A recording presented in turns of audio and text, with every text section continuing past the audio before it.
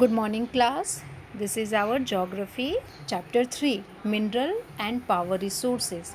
First, we know what is mineral, and second, what is power resources. Resources you already know. Resources are those things which used to satisfy our needs. ठीक है. So let's talk about mineral.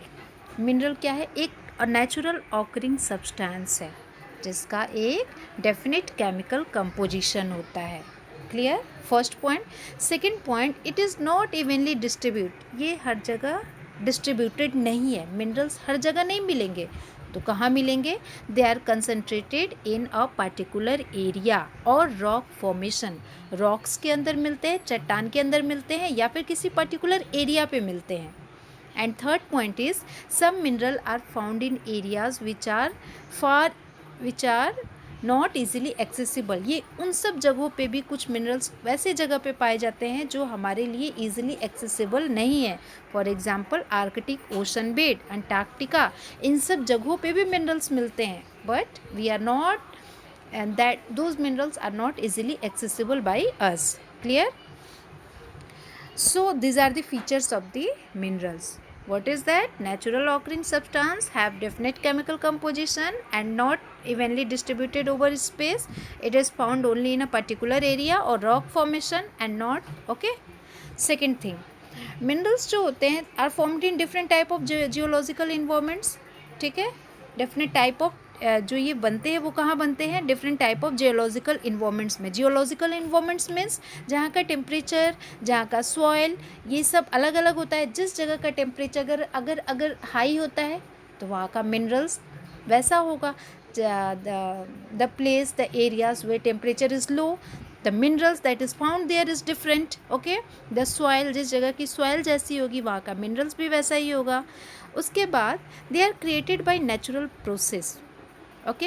And they can be identify on the basis of their physical properties. Minerals को हम कैसे identify करेंगे कि ये minerals है कि नहीं? उसकी कुछ फिजिकल प्रॉपर्टीज़ होती हैं. क्या होती हैं? Such as colour, density, hardness.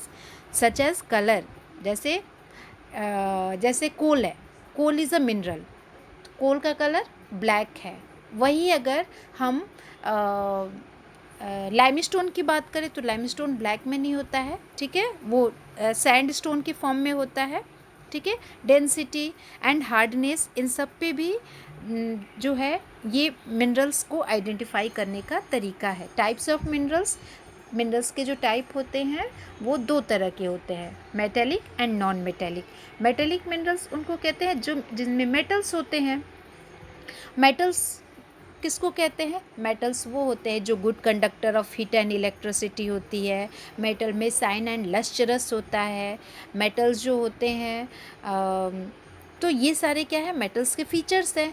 तो मेटल्स दो तरह के होते हैं, एक मेटेलिक और एक नॉन मेटेलिक. मेटेलिक को भी आगे बाइफरकेट कर दिया गया है, डिवाइड कर दिया गया है टू फॉर्म में, ferrous and non ferrous. Ferrous minerals में आयरन की अमाउंट होती है. फेरस मिनरल्स में आयरन की अमाउंट होती है. For example iron ore, manganese, chromite, bauxite. ठीक है. ये सब क्या है? फेरस मिनरल्स है क्योंकि इसमें आयरन पाया जाता है. जिसमें आयरन नहीं पाया जाता है वो नॉन फेरस होता है. For example gold, silver, copper, lead. Clear?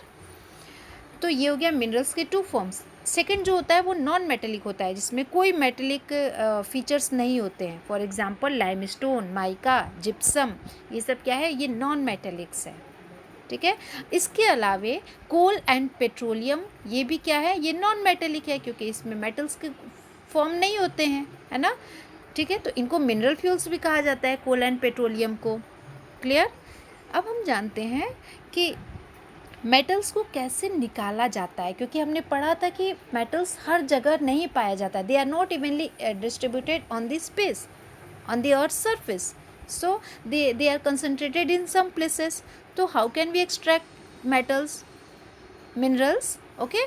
So it is extracted by mining, drilling और क्वेरिंग. इन तीनों से हम मिनरल्स को एक्सट्रैक्ट कर सकते हैं. What is mining? माइनिंग क्या होता है? माइनिंग मतलब digging out minerals from the earth surface. Mining means taking out minerals from the earth surface. That is known as mining. Earth के सरफेस से मिनरल्स को निकालना, ये माइनिंग हो गया. माइनिंग माइनिंग दो तरह की होती है, एक ओपन कास्ट माइनिंग होती है और एक शाफ्ट माइनिंग होती है।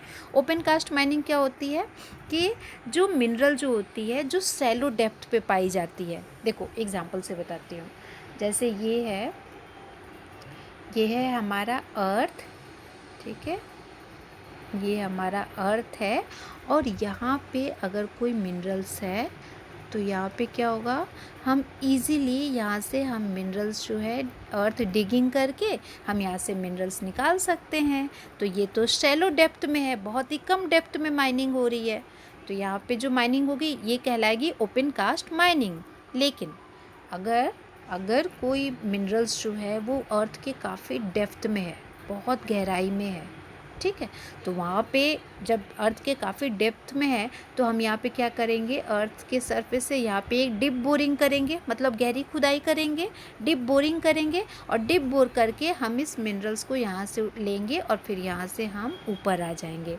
तो ये जो मिनरल एक्सट्रैक्ट करने का तरीका हुआ इसको कहते हैं शैफ्ट माइनिंग। क्लियर?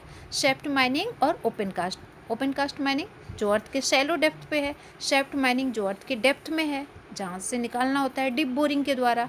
एक और माइनिंग एक दूसरा तरीका होता है एक्सट्रैक्शन ऑफ मिनरल्स का, दैट इज़ ड्रिलिंग। ड्रिलिंग क्या होता है?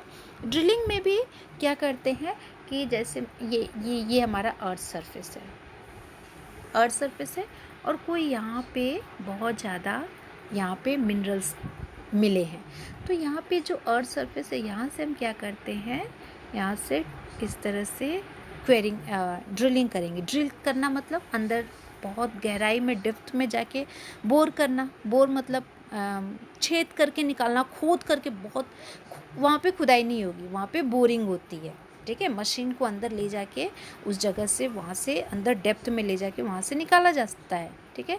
तो this process is known as drilling. Okay, there is one other process that is known as quarrying क्या होता है कि जो सिंपली अर्थ के सरफेस पे ही यहीं पे आपको मिनरल्स मिल जाए तो यहाँ से आप इजीली अर्थ को यहाँ से खुदाई करके इसको यहाँ से निकाल लेते हैं।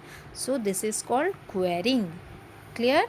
तो एक्सट्रैक्शन ऑफ मिनरल्स में 3 फॉर्म्स होते हैं, mining, drilling, quarrying. Clear? Okay, next हम लोग पढ़ेंगे अगली क्लास में। Thank you everyone.